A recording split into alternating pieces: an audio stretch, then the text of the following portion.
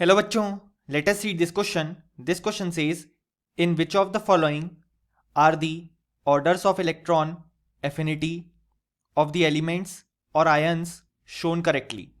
और हमारे ऑप्शंस हैं option A S greater than O minus, option B O greater than S minus, option C O minus greater than S minus और option D N minus greater than P. So इस question में हमसे पूछा गया है कि हमारे पास जो orders of electron affinity given है फॉर द एलिमेंट्स और आयंस, इनमें से कौन से ऑर्डर करेक्ट हैं. सो इस क्वेश्चन को सॉल्व करने के लिए हमें जो की कॉन्सेप्ट रिक्वायर्ड है वो है कॉन्सेप्ट ऑफ इलेक्ट्रॉन एफिनिटी. अब यहाँ पे हमारे पास जो इलेक्ट्रॉन एफिनिटी है वो रिप्रेजेंट करती है tendency of an species to gain an electron. यानी कि बेसिकली हमारे पास एक स्पीशीज जिसमें एटम या आयन हो सकता है, उसकी जो टेंडेंसी होती है इलेक्ट्रॉन को गेन करने की, उसी को हम इलेक्ट्रॉन एफिनिटी बोलते हैं. अब इसकी डेफिनेशन कहती है energy released when an electron is added to a neutral और आइसोलेटेड गैशियस एटम. यानी कि हमारे पास जो न्यूट्रल या आइसोलेटेड गैशियस एटम है उसमें जब हम एक इलेक्ट्रॉन ऐड करते हैं तो उस प्रोसेस के दौरान जो एनर्जी रिलीज होती है उसको हम इलेक्ट्रॉन एफिनिटी बोलते हैं. अब अगर हमारे पास उस प्रोसेस के दौरान एनर्जी रिलीज हो रही है तो जो इलेक्ट्रॉन एफिनिटी है वो पॉजिटिव आएगी, क्योंकि हमने जो इलेक्ट्रॉन एफिनिटी की डेफिनेशन दी है उसमें एनर्जी रिलीज आया है. यानी कि जब एनर्जी रिलीज होगी तो इलेक्ट्रॉन एफिनिटी पॉजिटिव होगी. लेकिन कुछ केस में इलेक्ट्रॉन एफिनिटी नेगेटिव आती है, यानी कि उस केस में एनर्जी रिलीज होने की जगह सप्लाइड होती है. अब हमारे पास जो मोस्टली एटम्स हैं उनकी इलेक्ट्रॉन एफिनिटी जो है वो पॉजिटिव आती है, लेकिन कुछ एटम्स और सारे आयंस, इन सबकी जो इलेक्ट्रॉन एफिनिटी आएगी वो नेगेटिव आएगी, क्योंकि कुछ एटम्स या बेसिकली कुछ एलिमेंट्स जैसे कि नोबल गैसेस, नाइट्रोजन, बेरिलियम और मैग्नीशियम, इनकी इलेक्ट्रॉन एफिनिटी नेगेटिव आती है और हर आयन के लिए इलेक्ट्रॉन एफिनिटी नेगेटिव आएगी, क्योंकि जब हमारे पास आयन फॉर्म हो जाएगा तो उसके ऊपर एक माइनस चार्ज पहले से होगा. यानी कि अब हमें उस आयन में एक और इलेक्ट्रॉन ऐड करना है, तो इस कारण से जो इलेक्ट्रॉन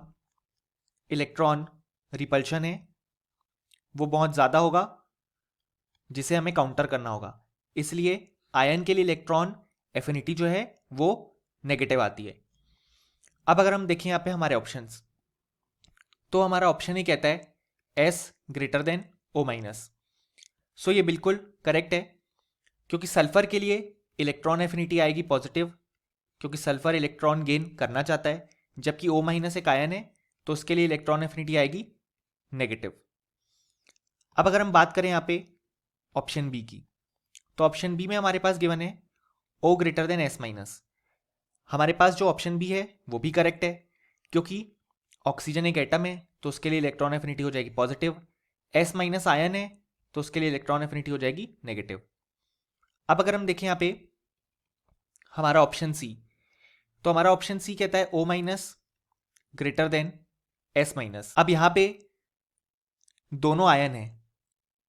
अब हम जानते हैं कि यहाँ पे दोनों के लिए जो इलेक्ट्रॉन एफिनिटी है वो नेगेटिव आएगी, लेकिन ज़्यादा नेगेटिव वैल्यू आएगी O माइनस के लिए. ऐसा इसलिए क्योंकि यहाँ पे अगर हम जनरली देखें तो डाउन द ग्रुप मूव करने पे जो इलेक्ट्रॉन एफिनिटी है वो हमारे पास डिक्रीज करती है, क्योंकि नंबर ऑफ शेल्स इंक्रीज होते हैं तो रिपल्शन कंपैरेटिवली कम होता है और इलेक्ट्रॉन एफिनिटी डिक्रीज होती है. लेकिन यहाँ पे ऑक्सीजन और सल्फर के केस में जहाँ पे इसके आयंस प्रेजेंट हैं, तो होता क्या है कि ऑक्सीजन की साइज पहले से ही स्मॉल है और ऊपर से हमने एक इलेक्ट्रॉन और ऐड कर दिया और उसका आयन फॉर्म कर लिया है, तो इस कारण से अब जब हम ऑक्सीजन में न्यू इलेक्ट्रॉन ऐड करेंगे तो यहाँ पे जो इलेक्ट्रॉन रिपल्शन है वो और हायर हो जाएगा। इस कारण से O- के लिए हमें और ज़्यादा एनर्जी सप्लाई करनी पड़ेगी और उसकी इलेक्ट्रॉन एफिनिटी और ज़्यादा नेगेटिव हो जाएगी।